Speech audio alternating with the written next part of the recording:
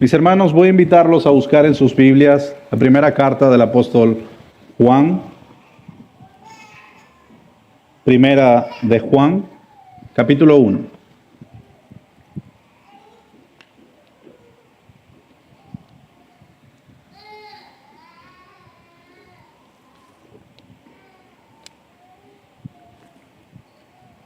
Primera de Juan, capítulo 1, versículo 1 al 4. Si ya lo tiene, voy a invitarlo a ponerse de pie.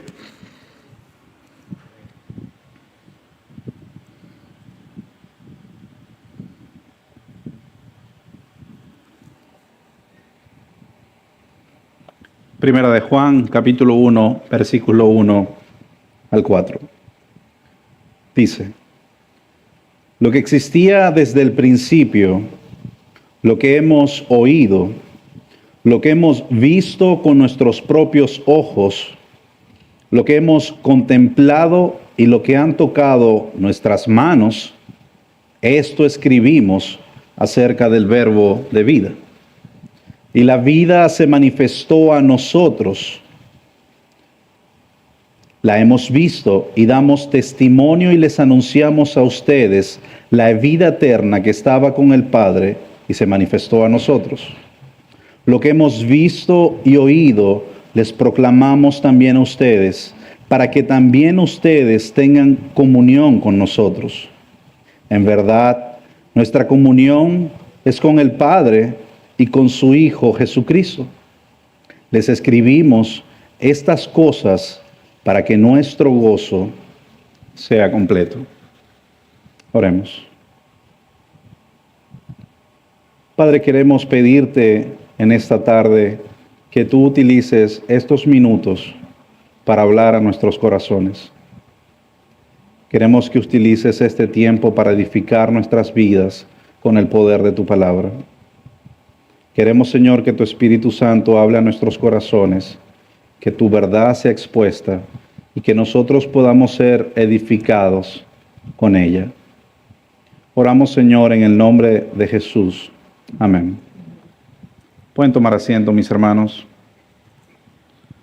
Me gustaría también añadir que en el tiempo de la predicación estemos orando en nuestras mentes quizás por dos personas, dos familias en específico. La familia Jara, de nuestra hermana Eli, acaba de dar a luz. Los recordamos y oramos por ellos para el proceso de recuperación. Pero también quisiera que estemos orando por la familia Cardona. Nuestro hermano Wilmer salió en este momento al hospital porque no se ha sentido muy bien y es mejor ir en este momento para verificar que todo vaya bien con su proceso de quimioterapia y sus dolores. Y quisiera que recordáramos también eso en oración. Al momento de estar acá y al salir, quizás escribir, enviarles, preguntar cómo se encuentran y apoyarlos de forma práctica y física en lo que necesiten. Así que quería solo mencionarles eso para que lo tuviésemos en mente. Mis hermanos, este domingo iniciamos nuestra serie Viviendo la Fe que Profesamos. Y lo vamos a hacer en base a la primera epístola del apóstol Juan. En esta epístola nosotros veremos esas formas prácticas de vivir nuestra fe. Lo mismo que hemos estado haciendo con Santiago, lo haremos ahora con Juan. Me gustaría introducir esto con una historia de un antiguo predicador y teólogo, no tan antiguo quizás, pero de los 90s, llamado Joshua Harris. Este hombre era un conocido autor cristiano y pastor, y era muy famoso porque escribió un libro llamado Le dije adiós a las citas amorosas. Ese libro influyó grandemente a los jóvenes cristianos de la década de los 90s, ya que su libro promovía que las ideas de las citas tradicionales, es decir, las citas de un chico y una chica tradicionales o pasajeras, eran perjudiciales para la pureza y la salud espiritual. Y en su lugar animaba a los jóvenes a enfocarse en relaciones más intencionales y orientadas al matrimonio. Creo que todos acá estaríamos de acuerdo con eso. Sin embargo, a lo largo de los años, Joshua Harris se convirtió en una figura destacada en el cristianismo evangélico. Recuerdo en mis tiempos del seminario que leí incluso un libro de él que se llamaba Cavando más profundo. Sin embargo, en el 2019, hace solo unos 5 años atrás, sorprendió a muchos cuando anunció que ya no se consideraba cristiano y que se estaba distanciando de las enseñanzas y creencias que había promovido durante mucho tiempo. Estoy hablando de un hombre, de un pastor, que había sido de bendición para cientos de miles de iglesias a lo largo del mundo, que hace solo 5 años atrás había desertado de su fe, había abandonado su fe por completo y estaba ahora rechazando lo que había enseñado durante mucho tiempo. Harris explicó que su fe había cambiado y que ya no podía reconciliar las enseñanzas bíblicas con su nueva forma de ver el mundo. Esa nueva forma de ver el mundo estaba completa y absolutamente influenciada por el relativismo cultural. Es decir, que no hay verdades absolutas, que lo que yo pienso, lo que usted piensa, puede ser igualmente verdad y no hay una verdad absoluta. En una sociedad donde las creencias y los valores son vistos como subjetivos y cambiantes, Joshua Harris, comenzó a cuestionar las verdades absolutas del cristianismo y se alejó por completo de la fe. Harris había perdido de vista el fundamento de la fe que profesaba. Una encuesta de Pew Research Center, publicado en ese mismo año, 2019, dijo que el cristianismo occidental había disminuido en las últimas décadas y que un número creciente de personas se empezaban a identificar como sin religión. Por ejemplo, acá en los Estados Unidos, la afiliación cristiana había disminuido por lo menos un 12% desde el 2009. Los cristianos ya no se identificaban como cristianos. Otra encuesta en el 2021, 2 años después, encontró que en Estados Unidos el porcentaje de personas que se identificaban como cristianas había disminuido un 90% desde 1950 hasta 2021. Y esto reflejaba una tendencia de declive a la afiliación religiosa en general. Más del 90% de la población no quería seguir ninguna religión. Claramente, 90% de la estadística. No hablamos de todo el mundo. Sin embargo, el problema de estas estadísticas es que no todo el que se profese cristiano realmente lo es. Los números de la iglesia americana no son reales, realmente. El crecimiento de la iglesia no significa genuinamente conversiones bíblicas.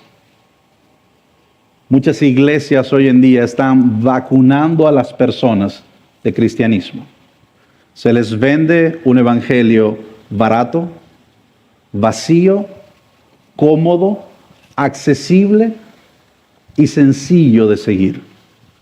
No hay en el discurso, toma tu cruz, niégate a ti mismo y sígueme. Hay un evangelio barato. Como decía Dietrich Bonhoeffer, teólogo alemán, la gracia era barata. La gracia era barata. No tenía un costo. Estas personas que están siendo vacunadas con cristianismo no tienen un fundamento sólido, no están fundamentadas en la verdad. Y en esta nueva serie que les presentamos, la hemos titulado Viviendo la fe que profesamos, porque queremos ver qué es lo que las Escrituras nos dicen acerca de cómo nosotros como cristianos debemos vivir nuestra fe. Queremos ver qué es lo que las Escrituras nos dicen acerca de cómo nosotros, como cristianos, debemos vivir la fe. Cómo debemos vivir el amor de Cristo, cómo debemos ser una iglesia cimentada en el Evangelio. Son las cosas que nos ocupan en esta serie. Y espero y oro que el Señor pueda hablar a tu vida en ese aspecto. Y si hay debilidades en la forma como tú vives el cristianismo y la fe cristiana, que Dios pueda utilizar este tiempo para edificar y fortalecer tu fe. Es por eso que hoy quiero hablarles acerca de el fundamento de la fe que profesamos. Si hablamos que hay que hacer acciones o hay que ejemplificar nuestra vida cristiana, como nos exhortaba Santiago el miércoles pasado, debemos entender primero cuál es el fundamento de esas acciones. ¿Cuál es la base en la cual descansa nuestra fe? Y lo haremos a la luz del versículo 1 al versículo 4 de Primera de Juan. Juan, el discípulo amado del Señor, nos va a ayudar a entender cuál es el fundamento de la fe que profesamos. Y ahora, teniendo esto en mente, me gustaría que leyésemos el versículo 1 del capítulo 1 de Primera de Juan. Juan dice: lo que existía desde el principio, lo que hemos oído, lo que hemos visto con nuestros propios ojos, lo que hemos contemplado y lo que han tocado nuestras manos, esto escribimos acerca del verbo de vida. En primer lugar, nosotros entendemos a la luz de las Escrituras que Cristo es el fundamento de la fe que profesamos, porque Él existe y ha existido desde siempre. Y es un fundamento inalterable, porque es un fundamento eterno y permanente. Cristo es el fundamento de la fe que profesamos, porque Él existe y ha existido desde siempre. De la misma manera que Juan estaba luchando con el relativismo o la ausencia de la verdad, el Evangelio de Juan, escrito antes, nosotros podemos ver o observamos cuál era el registro que Juan hizo acerca de la verdad y la persona de Jesús. Y vamos a ver una serie de paralelismos entre Juan, el Evangelio, y Primera de Juan. El problema que estaba viviendo Juan, o la iglesia a la que Juan escribe, tiene de alguna forma una solución en el Evangelio de Juan, en el capítulo 14. Cuando nosotros leemos el versículo 6, ante el relativismo y la ausencia de la verdad absoluta, Juan escribe las palabras de Jesús cuando él dice: yo soy el camino, yo soy la verdad, yo soy la vida, y nadie llega al Padre si no es por mí. Cristo se presenta como el único camino, la única verdad, la única vida, y afirma que no ha existido ni existirá otra forma de llegar al Padre si no es a través de Él. La evidencia bíblica muestra que el camino a la salvación no es inclusivo doctrinalmente. Hoy en día se habla mucho de la inclusión, pero la Biblia nos muestra que doctrinalmente las Escrituras no son inclusivas, sino más bien exclusivas de aquellos que siguen a Cristo. No son una serie de principios o de verdades tiradas al aire para que cualquiera que los quiera los siga, sino que son principios y mandamientos dados a los hijos de Dios para que los sigan y vivan en Él. Es exclusivo porque está definido y expresado en las Escrituras. Las Escrituras definen las verdades bíblicas que nosotros como cristianos vivimos. Y esto es contracultura. Porque ¿qué escuchamos nosotros cuando vamos a la calle? ¿Cómo debemos vivir? Cada quien vive como le parece. Y no hay una norma de fe y de conducta que se debe seguir.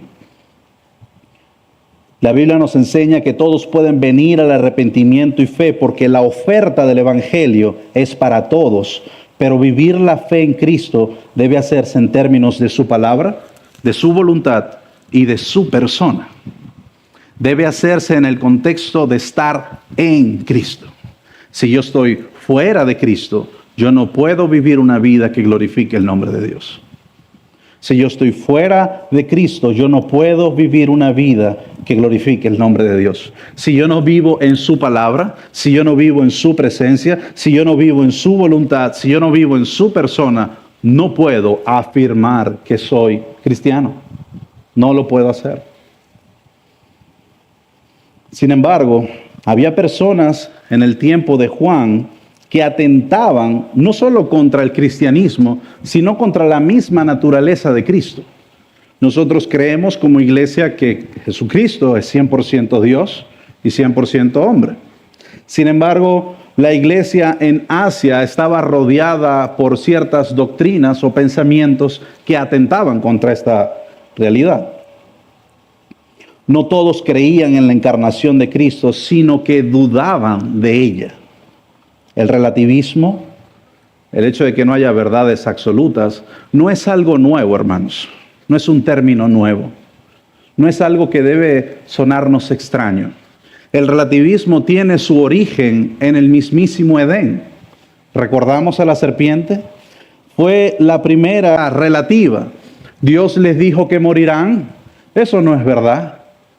Y disfrazó una verdad parcial, o mejor dicho, disfrazó una mentira completa de una verdad parcial. Les dijo que realmente no morirían, sino que serían como Dios. Esa mentira disfrazada de verdad es la expresión misma del relativismo.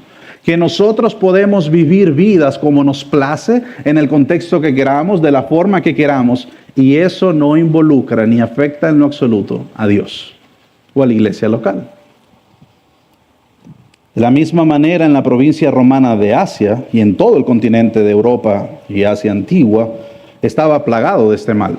La gente creía lo que quería creer, justo como hoy en día. Todas las ideas, filosofías y religiones eran aceptadas, pero había una sola condición: que todas esas religiones, que todas esas filosofías, que todas esas ideas fuesen inclusivas.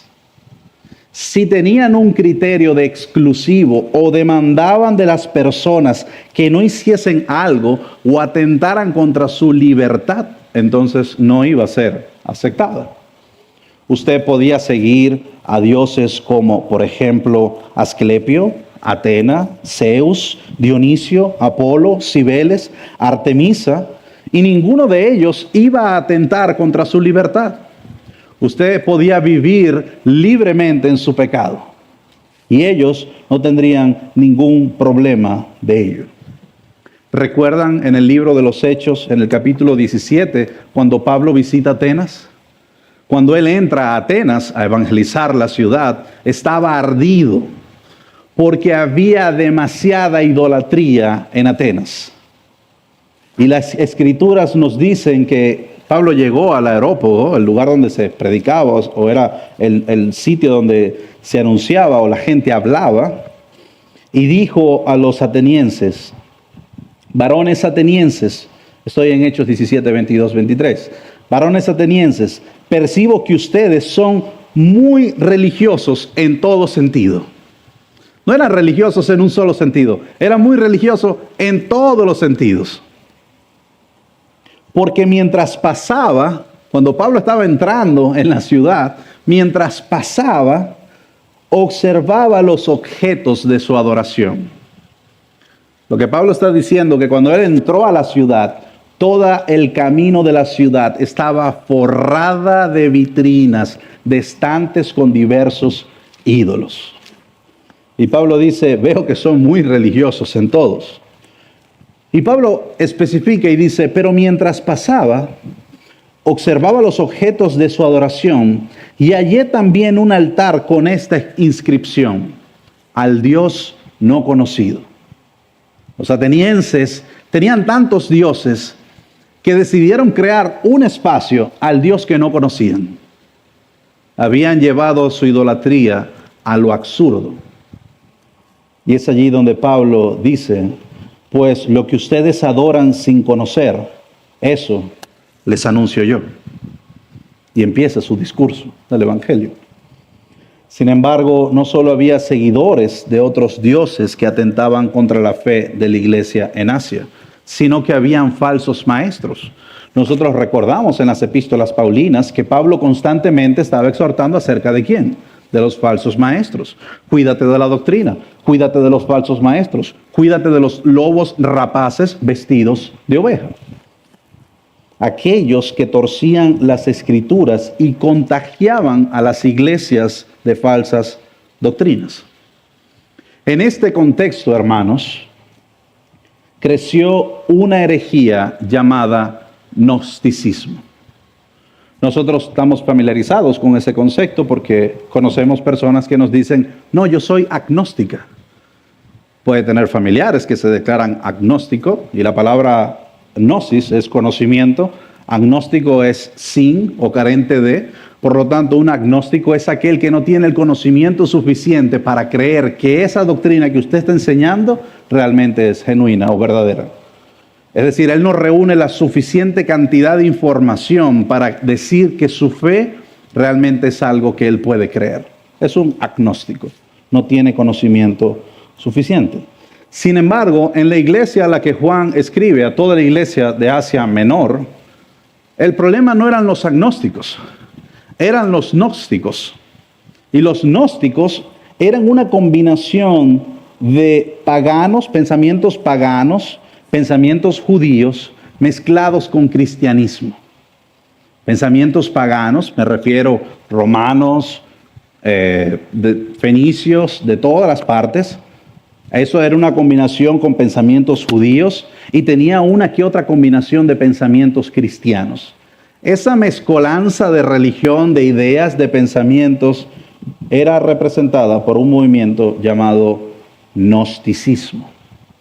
El gnosticismo decía o enseñaba que la materia era mala, que todo lo que tocamos y lo que somos es malo, el cuerpo físico es malo. Y lo único bueno es el espíritu. Lo único bueno es el espíritu. Por lo tanto, estos creyentes no cristianos no creían en la humanidad de Cristo. Porque si creían que Cristo se hizo hombre, se hizo materia, estarían diciendo que Cristo es malo en sí mismo. Por lo tanto, empezaron a enseñar que porque la materia es mala, Cristo no pudo ser hombre, porque si no sería un hombre malo. En conclusión, decían que Cristo no tuvo un cuerpo físico. No tuvo un cuerpo físico. Habían dos caminos en esta herejía. Los primeros, llamados docetistas, que su nombre simplemente significa parecer o aparecer, enseñaban que el cuerpo de Jesús no era físico ni real, sino que parecía serlo. Era como una especie de espíritu, de ángel de luz, que parecía ser un cuerpo físico, pero realmente no lo era. La segunda corriente decía que el Espíritu de Cristo descendió sobre él en el bautismo, y allí fue Cristo. Pero al momento de la cruz, el Espíritu de Cristo se desprendió del Cristo hombre y se fue al cielo. Esta afirmación atenta contra la fe cristiana en sí mismo. Pastor John MacArthur dice, cualquiera de esos puntos de vista heréticos socava no solamente la enseñanza bíblica de la verdadera humanidad de Jesús, sino que atenta contra la expiación. ¿Por qué? Porque si Jesús no fue verdadero hombre, como también verdadero Dios, al sufrir y morir, no pudo haber sido un sacrificio sustitutivo aceptable por el pecado. Por lo tanto, si esa doctrina fuese cierto, nosotros no estamos libres de nuestros delitos y pecados, porque Cristo no hubiese sido suficiente. Como todo era relativo y existía una diferencia entre la materia y el espíritu, estos falsos maestros eran indiferentes a los valores morales y a la conducta ética. Lo que eso significa es que para ellos el cuerpo era simplemente la prisión en donde se encontraba encarcelado el espíritu. Por lo tanto, el pecado que cometían no tenía ninguna relación con su espíritu. Como mi cuerpo, decían ellos, es una prisión, yo puedo vivir como quiera. Yo puedo vivir en pecado porque eso no afecta en lo absoluto mi vida espiritual. Nosotros sabemos que no es así. Que cada acción que nosotros hagamos en nuestras vidas tiene una repercusión en nuestra vida espiritual y que las Escrituras nos llaman a dar fruto del Espíritu. Ellos se veían a sí mismos como una élite espiritual, los únicos con conocimiento, y despreciaban a todos aquellos que carecían de tal conocimiento. Eran arrogantes, eran perversos, eran carentes de amor. Esa era la realidad con la que luchaba Juan. Ahora podemos acercarnos al texto entendiendo realmente cuál era el contexto en el que Juan escribía. Juan empieza a describir las cualidades o la forma como él conoció al verbo de vida. Juan enumera 4 maneras en las que ciertamente él había conocido al verbo de vida en todos sus sentidos. Versículo 1 dice, Juan había oído al verbo de vida, lo que hemos oído. Juan había escuchado las parábolas de Jesús. Juan había escuchado los sermones de Jesús. Juan había escuchado las palabras de instrucción, el consejo de parte de Jesús. Juan era uno de sus discípulos y estaba diciéndole a estas personas lo que ustedes dicen acerca del cuerpo de Cristo, de que no tuvo carne, yo lo escuché. A mí nadie me lo contó. Yo estuve con él allí. Juan no está diciendo que él oyó algo acerca de Jesús en una ocasión, sino que él escuchó y estuvo presente en todo el ministerio terrenal de Cristo. Y él dice, lo que yo he oído, eso testifico, lo que yo he oído. También dice, lo que he visto con nuestros propios ojos. Juan no está hablando de que alguien vio. Él dice, yo mismo, nosotros mismos lo hemos visto con nuestros propios ojos. Juan explica que la experiencia de ver fue física. No fue algo netamente espiritual, no fue una imagen mística, no fue una visión, no fue un fantasma, no fue un espíritu. Era un hombre real, el cual Juan había observado durante 3 años de su vida por medio de una visión normal. Existía. Es interesante que Juan dice que lo había visto con sus propios ojos, pero luego dice lo que hemos contemplado. Y ahí pudiéramos decir que Juan está redundando. Mirar, contemplar, ¿cuál puede ser la diferencia? Bueno, la palabra contemplar implica algo más que un simple vistazo o una simple mirada, sino una mirada detenida y escudriñadora. Él contempló a Jesús. Él contempló los milagros de Jesús. Él contempló la obra de Jesús. Él contempló cómo él podía sacar fuera demonios, cómo podía traer a las personas a la vida, cómo podía hacer milagros. Juan contempló a Cristo mismo. Él lo vio. Y por último, Juan afirma que él había palpado al verbo de vida. El versículo termina diciendo, y lo que han tocado nuestras manos, esto os escribimos acerca del verbo de vida. La palabra palpar no es más que lo que entendemos, sentir, tantear como un ciego. Los apóstoles posiblemente habían tocado a Jesús en algún momento del ministerio de Jesús. Lo ayudaban, lo cargaban, lo tropezaban. Incluso Juan mismo es el que habla en su evangelio que él se había recostado ¿en dónde? En el pecho de su maestro. Juan 13:23 dice, uno de sus discípulos, el que Jesús amaba, estaba a la mesa reclinado en el pecho de Jesús.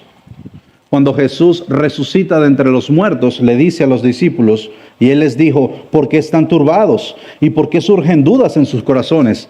Miren mis manos, miren mis pies, que yo mismo soy. Tóquenme y vean, porque un espíritu no tiene carne ni huesos, como ustedes ven que yo tengo.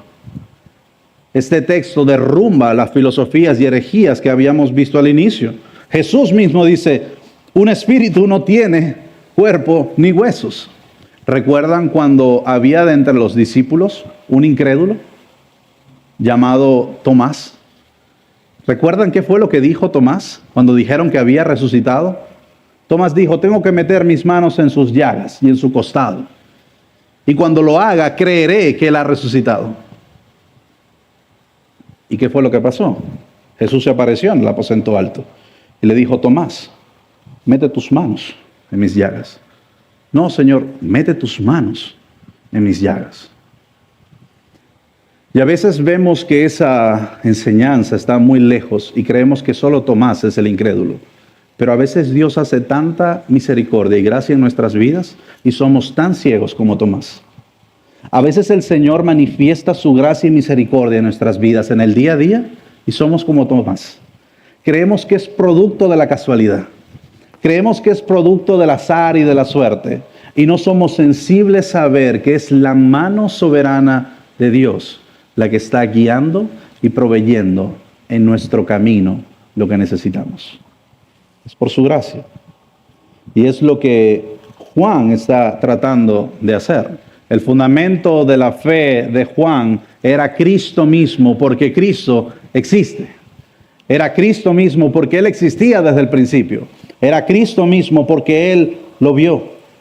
Las Escrituras demuestran que estas corrientes eran falsas, que el gnosticismo es falso, que el relativismo es falso. Dios establece en su palabra la forma correcta como debemos conducirnos y la forma como debemos vivir para su gloria.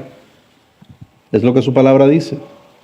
Hoy en día luchamos con cosas semejantes, hermanos. No crean que esto eran doctrinas difíciles de entender del tiempo antiguo, no. Hoy en día la iglesia sigue siendo atacada por la filosofía mundanal. Sigue siéndolo. La vicepresidenta y ahora candidata a la presidencia, Kamala Harris, dijo en Florida que la Corte Suprema en el 2002 quitó a las mujeres el derecho de decidir sobre sus propios cuerpos.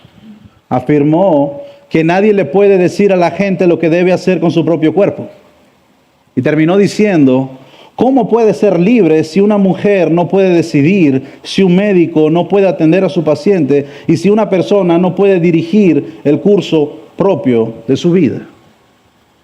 Y lo que ella no entiende es que esa libertad a la que apela es esclavitud del pecado. Una completa y absoluta esclavitud del pecado. Porque las Escrituras señalan claramente que no vivimos nosotros, sino que Cristo vive en nosotros. Por lo tanto, nuestro cuerpo, nuestros recursos y nuestra vida no nos pertenecen. Le pertenecen única y exclusivamente a Dios. Él es nuestro Señor, no solo para salvación. Él es nuestro Señor de nuestra vida. Él es el Señor de nuestras decisiones. Él es el Señor de nuestra familia. Él es el Señor en nuestros trabajos. Él es el Señor en su iglesia. Por eso, Cristo es el fundamento. Porque Él es el Señor. Cristo es el fundamento de la fe que procesamos o que profesamos, porque esa fe nos da vida eterna. El versículo 2 nos dice, y la vida se manifestó, nosotros la hemos visto, y damos testimonio y les anunciamos a ustedes, manifestó a nosotros. Cristo es el fundamento de la fe que profesamos porque nos da la vida eterna. No podemos buscar otro fundamento que no nos provea la vida eterna. Cristo es el único fundamento que nos provee la vida eterna. Por lo tanto, Él tiene que ser el fundamento de nuestras vidas. Él es el centro de todo. Él es el centro de nuestras vidas. Él es el único fundamento. ¿En dónde estás descansando tu confianza? Hacíamos el ejercicio el miércoles de la Iglesia Católica. Hablábamos de los sacramentos. La confianza no radica en la obra redentora de Cristo. Radica en el proceso de sacramentos, de oraciones y rezos que usted debe hacer para ir al cielo, contrario al Evangelio. Nosotros como creyentes debemos entender que Cristo es el fundamento de nuestras vidas, porque solo Él puede dar la vida eterna. Pastor Miguel Núñez en su libro Enseñanzas que transformaron al mundo, enseña lo siguiente. Escucha esta cita. Sócrates enseñó unos 40 años, Platón unos 50 y Aristóteles 40. Entre estos tres maestros acumularon 130 años de enseñanza. Jesús enseñó durante 3 años y nadie, ni antes ni después, ha logrado influenciar la historia de la humanidad como lo hizo Cristo. 3 años de enseñanza, 2000 años de influencia. Y contando. Confucio dijo, yo nunca dije que era santo, pero Jesús preguntó, ¿quién de vosotros me prueba que tengo pecado? Nadie le respondió. Mahoma dijo, si Dios no tiene misericordia de mí, no tengo esperanza. Pero Cristo dijo, el que cree en el Hijo tiene la vida eterna. Buda dijo, soy alguien en búsqueda de la verdad. Pero Cristo dijo, yo soy la verdad. Confucio murió divorciado. Mahoma tuvo 11 esposas y muchas concubinas, a pesar de que el Corán solo le permitiese 4. Es decir, no cumplió con el parámetro bíblico ni tampoco con el Corán. Buda abandonó a su esposa y a su hijo para dedicarse a la vida contemplativa, enseñando que el hombre tenía que liberarse de su deseo egoísta mientras él egoístamente abandonaba a su esposa y a sus hijos. El contraste es claro. Los dioses y las religiones no ofrecen absolutamente nada para los creyentes de la fe. Solo Cristo es el fundamento. Y solo Cristo es el fundamento de la fe que procesamos porque Él nos da vida eterna. Y es exactamente lo que Juan está tratando de decir. Juan está diciendo en el versículo 2, la vida se ha manifestado. Y la vida se manifestó. La vida se manifestó. Cuando nosotros leemos el Evangelio de Juan en el capítulo 1, ¿qué dice el versículo? Por lo menos el versículo 1. Dice, en el principio ya existía el verbo, y el verbo estaba con Dios, y el verbo era Dios. Él estaba en el principio con Dios. Todas las cosas fueron hechas por medio de Él, y sin Él nada de lo que ha sido hecho fue hecho. Continúa diciendo, nadie jamás ha visto a Dios. El unigénito de Dios que está en el seno del Padre, Él lo ha dado a conocer. Y por último, traje un texto para ustedes en la versión Biblia textual que dice, el Logos se hizo carne, la palabra se hizo carne, y dice el texto en sus originales, se tabernaculizó. ¿Recuerdan la imagen del tabernáculo en el Antiguo Testamento? Que era el espacio donde la presencia de Dios descendía, pero era solo una tienda. Ahora Juan nos dice que Cristo se tabernaculizó en nosotros y podemos contemplar la gloria de Dios lleno de gracia y de verdad. Cristo es Dios mismo cubierto de carne. Y por eso Él es el fundamento de nuestra fe. La palabra vida que usted ve en ese texto tiene 2 acepciones en el Nuevo Testamento. Vida se traduce como bio, nosotros conocemos esa palabra, biología, biopsia, que tiene que ver con el tema de la vida en sí misma, pero hay una segunda acepción a la cual Juan está haciendo referencia, y es la palabra griega zoe. Y la palabra griega zoe significa esencia de vida. Lo que Juan está diciendo es que la esencia de la vida se manifestó. La esencia misma de la vida se manifestó. Y la esencia misma de la vida es Cristo. Es Cristo.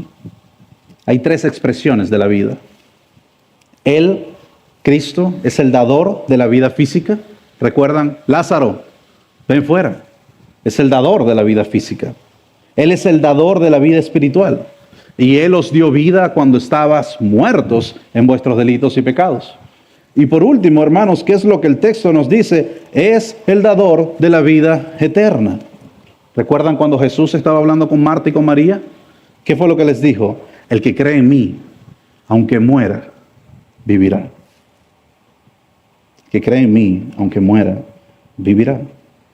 Y de ese Cristo es el que Juan dice, a este nosotros anunciamos, a este nosotros proclamamos. Porque es imposible recibir ese mensaje y esas bendiciones y quedarse callado. Es imposible. A Él nosotros testificamos, damos testimonio, a Él nosotros anunciamos. Hay dos figuras allí que vemos, hacedores de discípulos, por tanto, id y haced discípulos. Y cuando dice testificamos, es la imagen que viene a nuestras mentes de heraldos del Evangelio. Por este Evangelio yo fui constituido predicador, apóstol y maestro. Hay una responsabilidad de nosotros. Juan dice, lo que hemos visto, lo que hemos oído, la experiencia que hemos tenido con Jesús, eso es lo que les damos a ustedes, no me puedo quedar igual. Escuchaba un sermón del pastor Miguel Núñez que decía, ¿qué pasa cuando nos vamos de vacaciones? ¿Qué pasa cuando compramos algo nuevo? Un carro nuevo, una casa nueva, un juguete nuevo. ¿Qué hacemos? Pasamos tiempo con él y hablamos de todo, a todo el mundo de ello, ¿cierto? No, mi nueva casa, ahora tengo una puerta y por esa puerta entro y entro al garaje, entro también a la lavandería y tengo el ático arriba. Increíble la distribución. No, tengo un carro nuevo. Tiene primera, segunda, tercera, de la cuarta pasa a la séptima y vuelvo otra vez a la primera. Increíble. Y lee el carro, ve videos del carro. Cuando compra un videojuego y la gente que lo mira dice, ¿hasta cuándo hablará de eso? ¿Hasta cuándo hablará de lo mismo? ¿Hasta cuándo hablará de lo que se compró, de a dónde viajó? No, fui a Disney y estaba el ratón y estaba este. Y es increíble, la montaña rusa baja y sube. ¿Hasta cuándo? Esa era la situación de Juan. Solo que Juan hablaba lo que había visto, lo que había oído, lo que había contemplado y lo que habían tocado sus manos. A Juan posiblemente le decían, cállate Juan, deja de hablar de Jesús. Y Juan les decía, Él es el verbo de vida, no puedo dejar de decirlo, no puedo callarlo. Era lo mismo que decía Martín Lutero cuando le dijeron que se retractara, que dijo, mi conciencia es cautiva de la palabra de Dios, no puedo y no quiero retractarme. Esa experiencia de vida, hermanos, en conclusión, es lo que debe ser el fundamento de nuestras vidas. ¿De qué estamos llenos? ¿De qué estamos llenos? Porque de lo que estemos llenos, de eso vamos a hablar. Pero si usted está vacío de la palabra, si usted está vacío de las cosas espirituales, cuando usted abre su boca lo vamos a notar. La gente lo nota, yo lo noto, usted lo nota de mí. Lo notamos. Si estamos vacíos en las cosas espirituales, jamás hablaremos del Evangelio de Dios. Jamás esto será una realidad. Pero estos hombres estaban saturados de la palabra, escudriñaban, pensaban en Jesús, anhelaban a Jesús, amaban a Jesús. Y por eso Juan decía, no puedo callarlo, esto es lo que he visto y de esto les hablo. Dios quiera que tengamos esa pasión, porque esa pasión nos va a ayudar a tener comunión. Cristo es el fundamento de la fe que profesamos, porque nos hace estar en comunión unos con otros. Versículo 3, mire lo que dice Juan. Lo que hemos visto y oído les proclamamos a ustedes también, o también a ustedes, para que ustedes tengan comunión con nosotros. En verdad nuestra comunión es con el Padre y con su Hijo Jesucristo.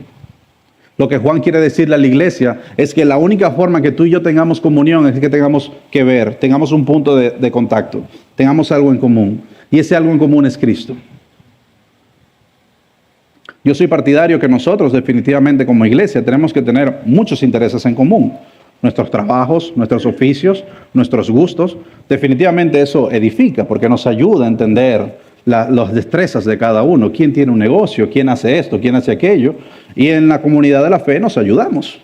Justo veía en el grupo que una persona preguntaba acerca de quién repara aires y tenemos un técnico de aire que tiene 1 año y medio con nosotros y nadie sabía que era técnico de aire. Definitivamente los intereses en común nos ayudan, pero hay algo con lo cual nos va a limitar en un punto de nuestras vidas. Si no tenemos a Cristo como interés en común, no hay nada de lo que podemos hablar. No hay nada de lo que podemos hablar. No vamos a avanzar. No vamos a avanzar porque tus ojos o los ojos de aquel que no tiene a Cristo como centro están puestos en lo terrenal. Pero los de los hijos de Dios están puestos en lo celestial. ¿No decía eso Jesús? Buscad primeramente el reino de Dios y su justicia y todo lo demás será añadido. Añadido. Cristo es el fundamento de la fe que profesamos porque nos hace estar en comunión unos con otros. Podemos hacernos la pregunta, ¿por qué debo estar en comunión? ¿Por qué yo tengo que estar en comunión? Bueno, el escritor de Hebreos nos dice, y considerémonos unos a otros para estimularnos al amor y a las buenas obras, no dejando de congregarnos como algunos tienen por costumbre, sino exhortándonos y tanto más cuanto veis que el día se acerca. Que el día se acerca. Cuando nos preguntamos, ¿por qué debo ir a la iglesia local? ¿Por qué tengo que ir a la iglesia local? Jesús nos dice, porque donde están 2 o 3 congregados en mi nombre, allí estoy yo, en medio de ellos. Cristo es el fundamento de la fe que profesamos, porque nos hace estar en comunión los unos con nosotros. Y por último, hermanos, para terminar, Cristo es el fundamento de la fe que profesamos, porque nuestro gozo se completa en Él. Somos completos en Él. ¿Qué dice Juan en el versículo 4? Les escribimos estas cosas para que nuestro gozo sea completo. El único propósito por el cual escribía todas estas cosas era para que su gozo sea completo. El gozo lo obtenemos porque Cristo nos ha absuelto del pecado. Nos ha dado libertad de la esclavitud del pecado y la deuda ha sido pagada. La deuda ha sido pagada. Y ese pago y esa libertad y esa absolución que tenemos en Cristo es el fundamento de la fe que profesamos. El gozo en el que vive el cristiano es por la obra de redención que ha recibido en Cristo. Y ese gozo en el cual él vive es el fundamento de su fe. Tiene que ser el fundamento de nuestra fe. Tiene que ser el fundamento de nuestra alma. Amén. Oremos, hermanos, para que esta serie sea una bendición para nosotros como iglesia y que podamos vivir la fe que profesamos de forma correcta. Ya sabemos cuál es el fundamento. Cristo es el fundamento. Cristo es el fundamento de nuestras vidas. Y sobre ese fundamento nosotros edificamos. Y déjeme decirle algo. No hay otro fundamento. No hay otro. Cristo Jesús es la piedra angular, el cornerstone de nuestra vida. Él es la piedra angular de nuestra vida y sobre Él nosotros queremos caminar. En Él nosotros queremos caminar. Queremos vivir en Cristo, para la gloria de Cristo y para la honra de Cristo. Amén. Oremos. Padre, gracias por tu palabra. Gracias porque tu Espíritu Santo nos habla, nos instruye y nos enseña el camino por donde debemos andar. Padre, utiliza cada versículo, cada palabra que se ha dicho en esta tarde para edificar el corazón de tu iglesia, para fortalecer el corazón de tus ovejas, y que la gloria y la honra sea únicamente para ti, Jesús. Ayúdanos, Señor, en nuestra debilidad. Ayúdanos en nuestras dolencias. Ayúdanos en lo limitado que somos, en lo desobediente que somos. Ayúdanos, Señor, a despojarnos del peso del pecado y caminar en pos de la libertad que tenemos en Cristo. Ayúdanos, Señor, como iglesia. Señor, recordamos a Wilmer. No sabemos qué está pasando en el hospital, pero oramos para que tú puedas intervenir y que tú, que eres el doctor por excelencia, puedas acompañarle. Asístalo en el dolor, sánale, Señor. Oramos por tu voluntad en su vida. No sabemos cuál es, pero sabemos que tú eres bueno, agradable y perfecto. Y lo que tú decidas con su vida y hayas decidido es lo mejor. Es mejor que lo que nosotros deseemos.